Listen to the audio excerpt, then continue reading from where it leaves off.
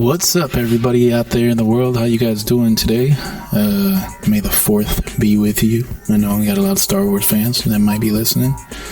Gonna do a quick little entertainment news and quick little review of what I've seen so far of a show for you guys. So listen up next and let's see what's up. So yeah, we got a couple of quick movie news things to push out there. I know I just did an episode recently on Transformers, so I'll start a couple of those quick news and notes, I guess I can say. There was recently, I think, a director announced for a Transformers prequel movie, which is pretty dope. Of course, you guys know by now I'm a big time Transformers fan. I'm not going to get into too long details about what these movies are going to be about. I know this one in particular, the prequel movie, is going to be an animated movie. And I think it's supposed to focus on the relationship between Optimus and Megatron leading up to the war on Cybertron. So that's going to be pretty cool. Just to know they're doing that. I think they're going to try to explore a lot of the history between the two of them, Optimus and Megatron. And, it's supposed to be a part, from the live action movies, but it's kind of a prequel they're trying to set up, and I'm curious myself to see if that's a prequel that's going to be related to the new TV show, the War for Cybertron TV show that's coming out on Netflix in August. So that's one of them. The other big news I think was the live action side. And before I go any further, I apologize that when I was talking about Transformers and my love for them and stuff, I didn't really bring up the movies that much. I wasn't trying to focus too much on the movies, the live action movies. And a buddy of mine did mention Bumblebee. What about that? Talking about that movie. And I'm not going to do a review of Bumblebee or anything like that. I do think it's definitely one of the better adaptations of live action Transformers that there's been in a while. Set in the 80s. The intro to that movie is basically what every, I think, G1 fan ever wanted a Transformers movie to be.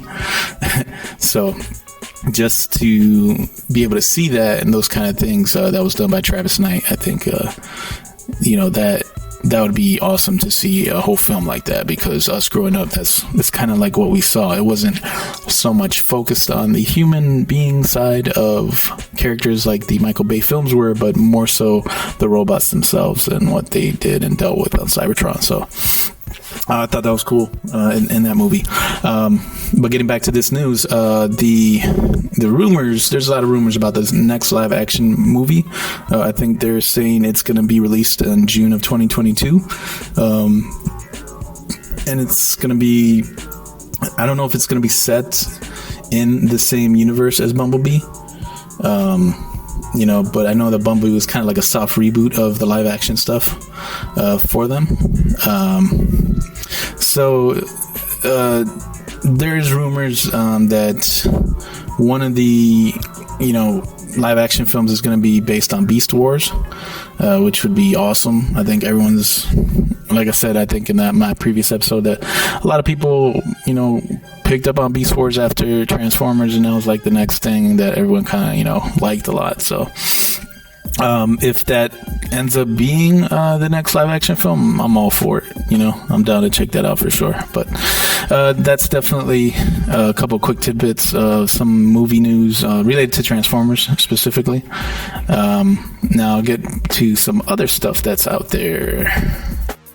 So a couple of the other things I saw pop up in the entertainment news early this week. One of them was the new G.I. Joe movie reboot that might be happening, I guess, at Paramount. I'm kind of sticking to 80s stuff right now at the moment, so I just talked about Transformers a little bit. I know they're saying that I know there's been a new Snake Eyes movie in the works for a while, we're supposed to come out in the fall, I think in around October. That's one of those kind of soft reboots they're trying to, something similar to what they did with Transformers and Bumblebee. So they're trying to do that as well with G.I. Joe.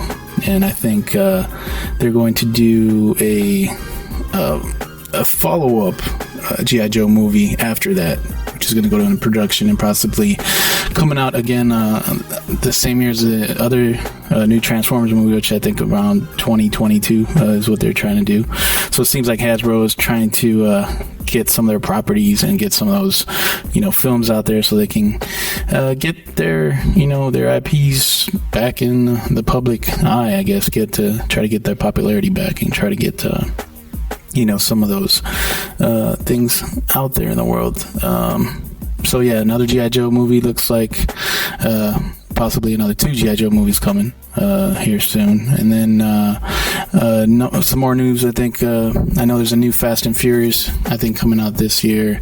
I know I'm kind of fatigued from those movies already, but I think Vin Diesel released some news about a sequel to Riddick. So I think they're going to do a Chronicles of Riddick 4.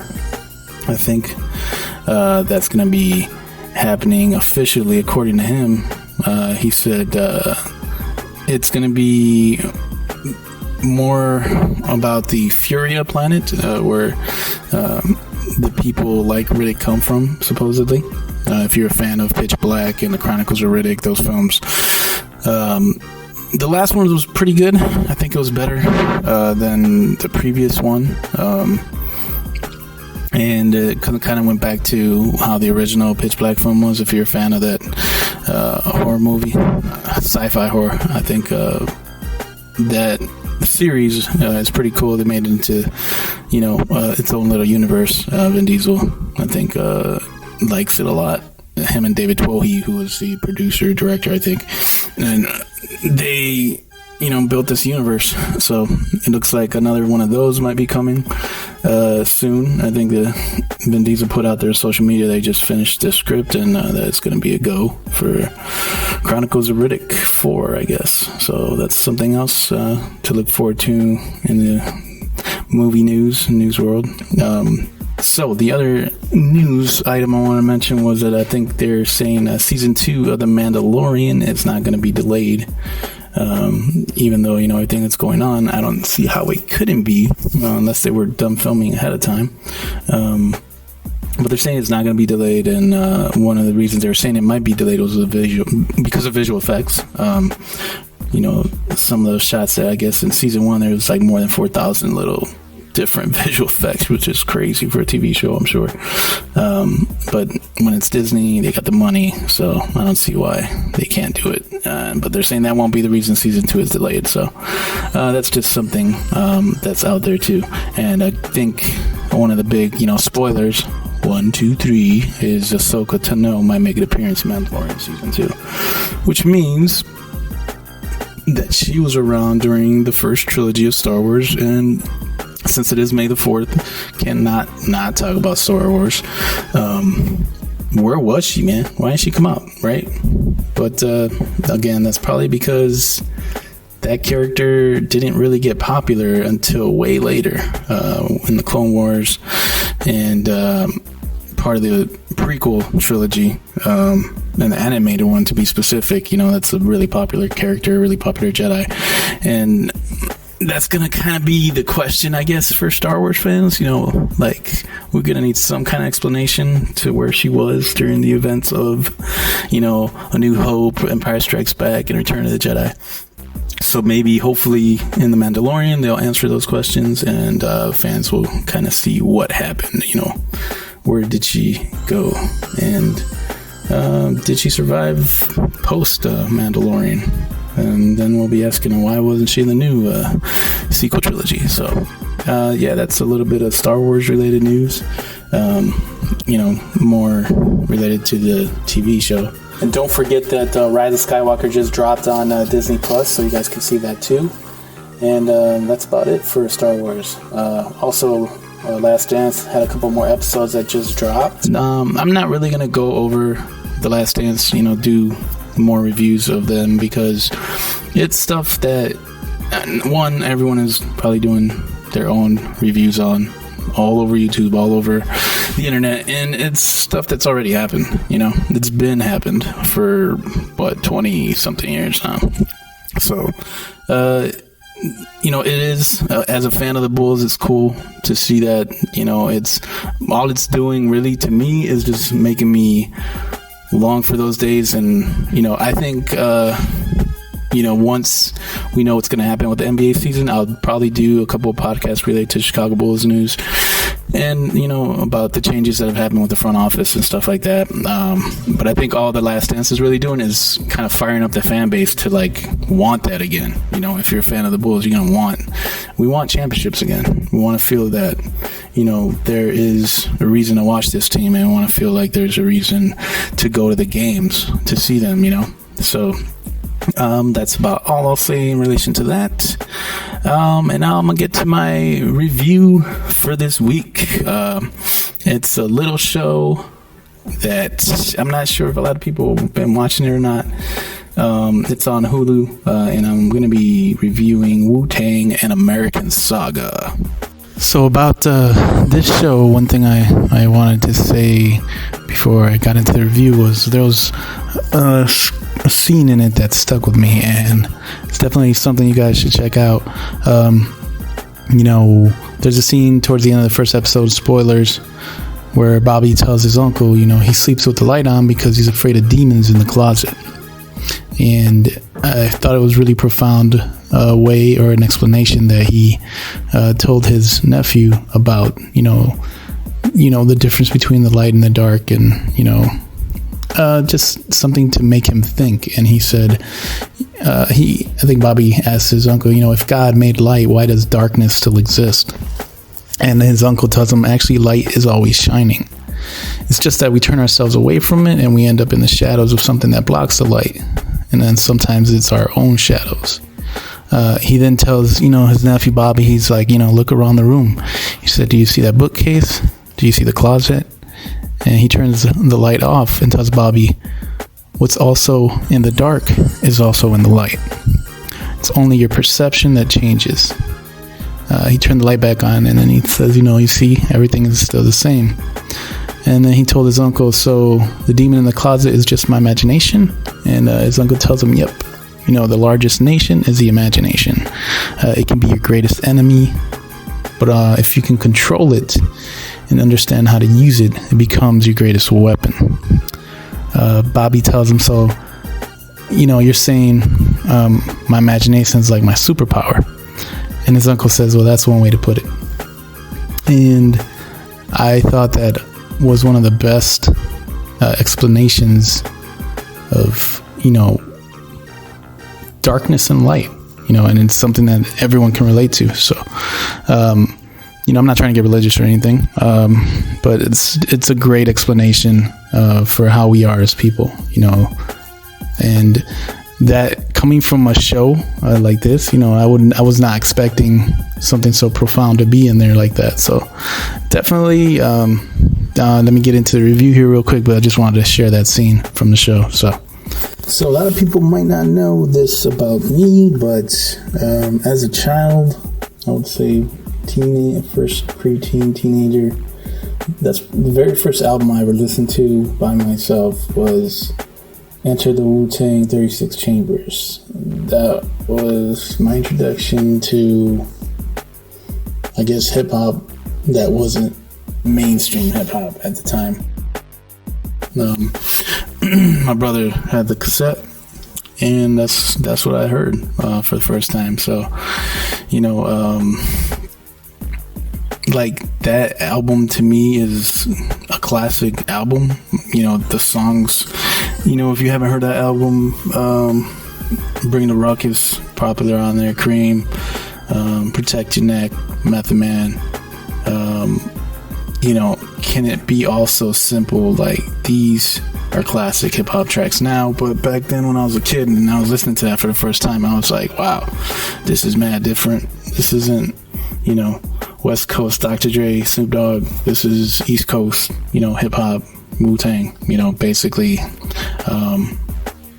and I was pretty big. That set me on that path to listening to rap differently, hip hop differently, as some, not just dance music, music to move you to, but music that has messages, music that has some complex rhymes and lyrics, music that can make you think.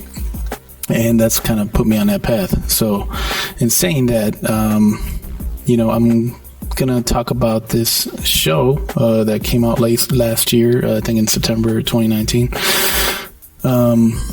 And the show is called Wu-Tang, an Amercian Saga, and basically it's a fictionalized account with some factual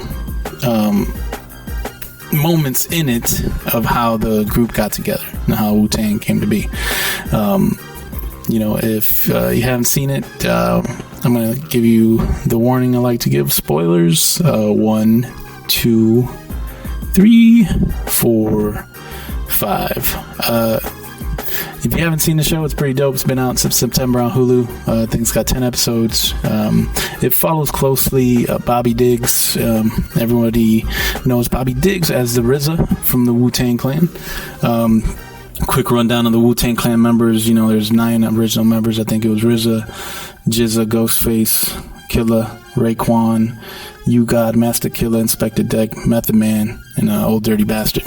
And later Capadonna came on as well. But those are the original members of the Wu-Tang. And it's pretty dope so far. If you're into biopics, into musical biopics, a lot of people like seeing the stories of how groups came to be, or how singers got to where they were, the struggles they go through. This is definitely one of the better ones that I've seen. It's a pretty good show so far. I think they actually renewed it recently for another season. And it's good, man. It follows pretty closely. Like the main primary character, I think, is the RZA, which is Bobby Diggs, and then you have that's played by Ashton Sanders. That kid's a pretty good actor. He was in Moonlight, and he's pretty good, man. Especially in this. He also came out, I think, in what's that movie with Denzel Washington? The Equalizer. You'd think he was in the sequel to that. The kid that was doing the graffiti in that movie, if you've seen it. And then Shameik Moore is in it. He plays Shaw Raider. Shameik Moore is pretty famous from... he did the voice for Spider-Man Enter the Spider-Verse. He played Miles Morales. And he was good in The Get Down, too. If you haven't seen The Get Down, that's on Netflix. It's a good show, kind of about how hip-hop started in New York. So he's good in that show. And... you have, I'm not going to give away all the story, even though I say spoilers at the beginning of reviews. The actors that are playing, the counterparts of these famous rappers are pretty good so far. You have also TJ Adams, who's playing Old Dirty Bastard. You have... this guy's name is eluding me right now. Julian Elijah Martinez is playing Mitchell Divine Diggs. This is the RZA's older brother. And also you have David East Brewster. I think that's David Brewster is playing Method Man. So it's cool. If you guys are into the Wu-Tang, definitely check it out. It's the story is, I'm not gonna say it's a brand new story, one you've never seen before, but just to see how all these cats came together and started doing music together, and just so far in the little that I've seen, how much talent there was coming out of that borough in New York and Staten Island is crazy. So it's definitely something you guys should check out. I did not know this from watching the show, but it's, I didn't know that GZA, RZA, and ODB were all related. I had heard stuff like they were, but this kind of, shows you how close they were, how tight they were. Some of the stuff is fictionalized in the show, so I'm not sure what exactly is fact and what's fiction, but that's something, to keep in mind while you're watching it. But, you're going to hear the music in the show, and it's just going to make you reminisce of, listening to those tracks. A lot of people my age, when Wu-Tang Forever came out towards the end of 97, I think, that just was like blew up so big because hip-hop was so big at that time. And, to see this, put into a show format, and to see all these characters interacting with each other, it just kind of gives you that nostalgia, saying, man, there's never really been a group like that, and I don't know if there'll ever be a group like that again, especially a rap group with 9 members, and reaching the heights that they did with music and hip-hop. So it's a good show, man. Definitely check it out. Again, it's on Hulu. It's called Wu-Tang, an American Saga. It was actually created by RZA and Alexei, and it's got great acting in it so far. And when the guys that were part of the story are the ones behind putting it together for people to see. Mathematics also, I think, a producer on there is pretty good, man. It's definitely worth checking out. Let me know what you guys think if you get to check it out. It seems like some of the another cool thing. Seems like some of the episodes are named after some song titles, so that's kind of cool too. And check it out and let me know what y'all think. One other thing I thought that was I forgot to mention is of that time, the music that was popular at that time at the same time as Wu-Tang. It's crazy when I look back and I think about the music of that era. Wu-Tang was the first album, like I said, I listened to by myself. So it's, that I bring that up as relevant to the show that I did a review for. But I was looking back when I look back at this stuff, and I look back, at the songs that were popular at that time, or the groups that were popular at that time. And you had Cypress Hill that had like Black Sunday, as far as hip hop that was popular. Doggy Style, which was Snoop Dogg's first album. KRS One had an album back then, and it was Return to the Bop. Naughty by Nature, super big back in that same year, which was 1993. And Ice Cube had Lethal Injection that same year. Scarface had his first, not his first album, but that single that was popular that year.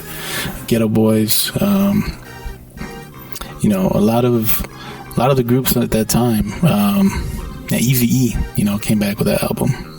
Going back at Dr. Dre, that whole beef that took place, that you can see a little bit of in the NWA movie, Straight Outta Compton.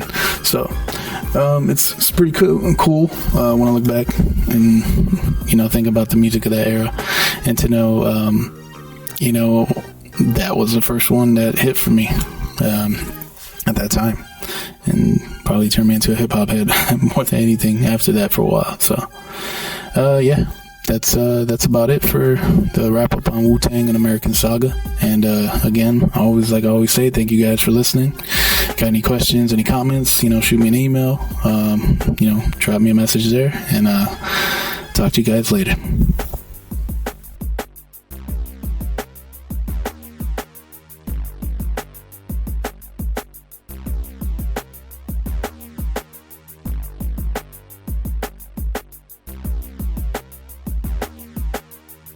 Bonus content to this episode. This information just dropped to me recently by a buddy of mine. Said that since this is an entertainment episode, I gotta put this in here. So according to Sylvester Stallone on his Instagram, if you guys are social out there, he's saying they're going to make a sequel to Demolition Man. If you're like me, it's one of my favorite sci-fi flicks from back in the day, and it's definitely worth a watch if you've never seen it. One of the coolest villain names ever on the silver screen, Simon Phoenix. Come on, who doesn't love that It's like one of the most evil names ever. But yeah, according to Stallone, they're talking to Warner Brothers about doing a sequel. So I'm thinking old man Stallone in the future. Gotta be interesting. Would be an interesting idea. But anyways, I just want to add that little tidbit of entertainment news. Hope you guys liked that little quick flash there, and talk to you guys later. Peace out.